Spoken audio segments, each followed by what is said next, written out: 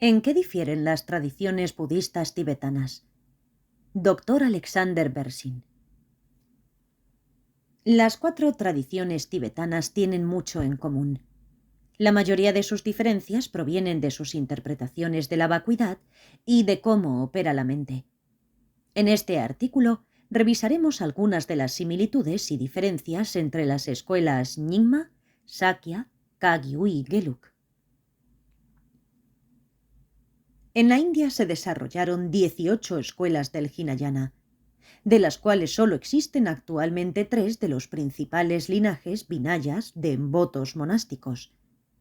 Estos son Theravada, en el sudeste asiático, Dharmagupta, en el Asia oriental, Mulasarvastivada, en el Tíbet y en Asia central.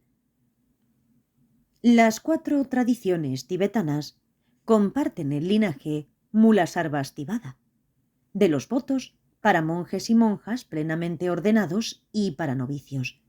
Y las 4 tradiciones cuentan también con practicantes laicos. Sin embargo, al igual que el Theravada, el Mulasarvastivada ya no cuenta con monjas plenamente ordenadas, solo persisten en el Dharmagupta, debido a que el linaje de ordenación nunca se transmitió en el Tíbet.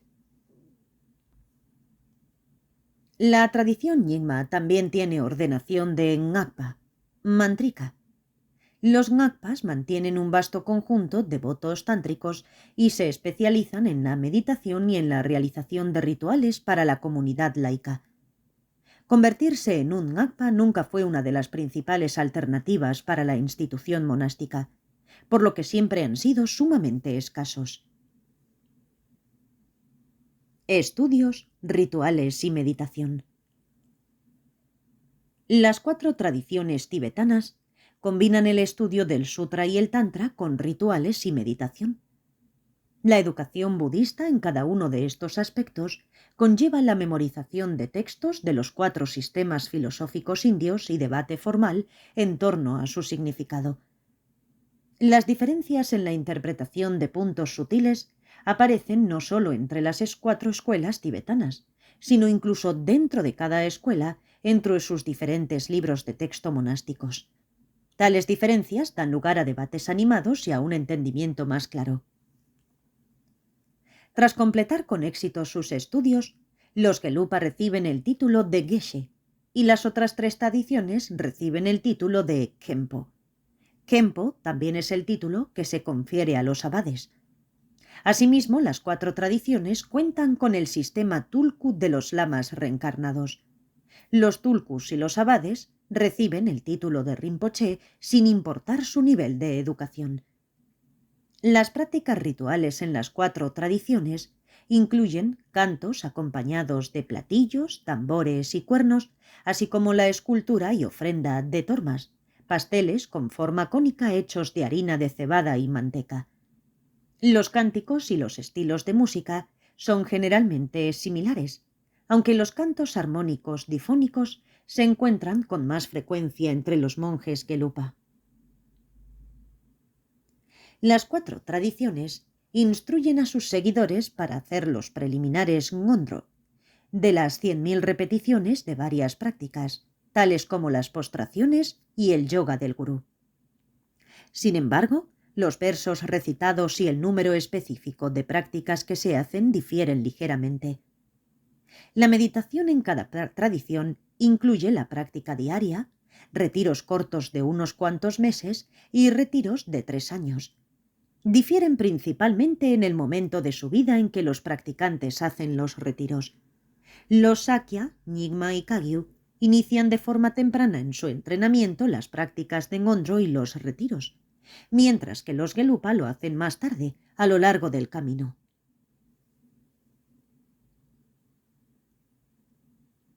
Definiciones y puntos de vista. Algunas de las principales diferencias en las explicaciones que las 4 tradiciones dan de las enseñanzas provienen de sus formas de definir y utilizar términos técnicos, así como de su presentación del Dharma desde diferentes puntos de vista.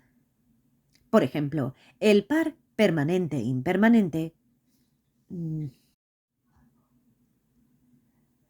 Puede significar tanto estático, no estático, como eterno, temporal. Cuando los Gelupa dicen que la mente es impermanente, se refieren al hecho de que nuestra mente se da cuenta de diferentes objetos a cada momento, por lo que nunca permanece estática. Por otro lado, cuando los Kagyupa y los Nyingmapa explican que la mente es permanente, se refieren al hecho de que la naturaleza de la mente nunca cambia y que no tiene principio ni final. Sin embargo, ambos estarían de acuerdo con las afirmaciones del otro, sin importar que aparentemente sus posiciones con respecto a la impermanencia o permanencia de la mente sean diametralmente opuestas. Otra diferencia es que los Gelupa explican el Dharma desde el punto de vista de los seres ordinarios. Los Sakyapa desde el punto de vista de los aryas altamente realizados en el camino, mientras que los Kagyupa y los Nyingmapa desde el punto de vista de los seres iluminados.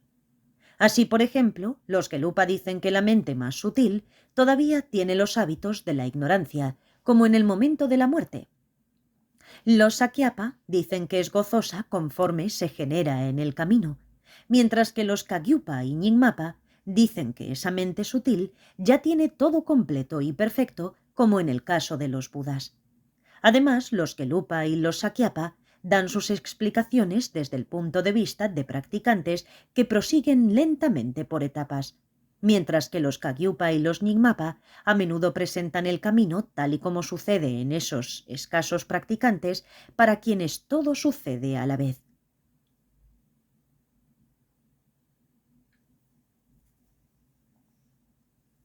Explicación y forma de meditar en la vacuidad.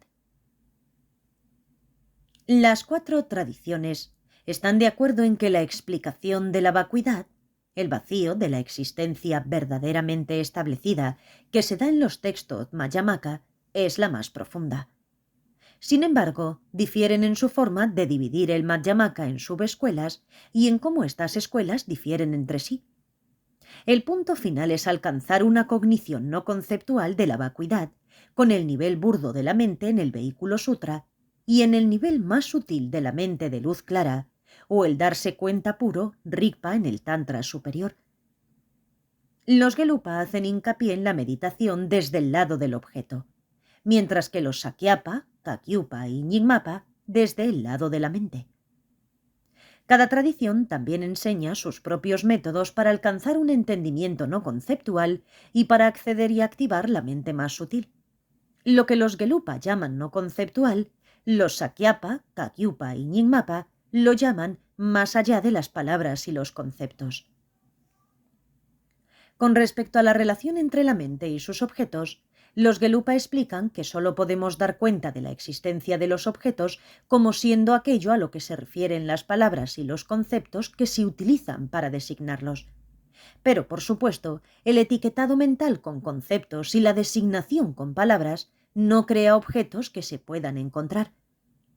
Los Sakyapa, Kagyupa y Nyingmapa enfatizan la no dualidad de la mente y sus objetos, pero eso no significa que sean idénticos.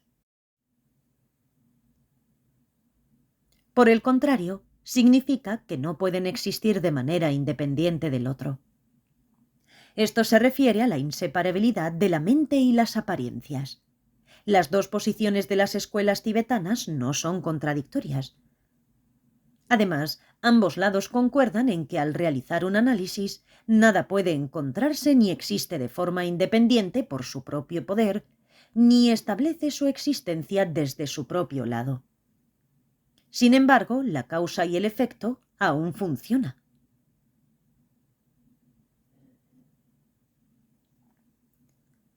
Los Gelupa explican que las apariencias de existencia verdaderamente establecida son como una ilusión, en el sentido de que no corresponden con nada real, mientras que las otras 3 tradiciones enfatizan que la existencia verdaderamente establecida es de hecho una ilusión. Las escuelas de la teoría de la percepción. Las escuelas no Gelug afirman que lo que percibimos de forma no conceptual son solo estímulos. La información sensorial de un sentido. Por ejemplo, percibir formas de colores con nuestra visión. Además, solo percibimos un momento a la vez. Aún así, los objetos convencionales pueden ser conocidos a través de muchos sentidos diferentes. Podemos conocer una manzana a través de la vista, el olor, el gusto o una sensación física en nuestra mano, y eso es a través de una serie de momentos de percepción. Debido a ello, los Sakya, Kagyu y Nyingma afirman que solo podemos conocer objetos convencionales del sentido común, como una manzana, de forma conceptual. Por supuesto, eso no significa que la manzana exista solamente en nuestra mente conceptual, sino que solo podemos conocerla a través de constructos mentales conceptuales. Los Gelupa afirman que incluso de forma no conceptual, vemos no solo un momento de formas de colores, sino que a cada momento vemos también objetos convencionales como manzanas que pueden ser conocidas a través de diversos sentidos y los cuales pueden perdurar a través del tiempo. La relación entre el pensamiento conceptual y los objetos convencionales no es que los objetos solo puedan ser conocidos de forma conceptual, ni que solo sean una creación del pensamiento conceptual. En lugar de ello, solo podemos dar cuenta de su existencia en términos de la etiquetación mental con el pensamiento conceptual, como explicamos anteriormente.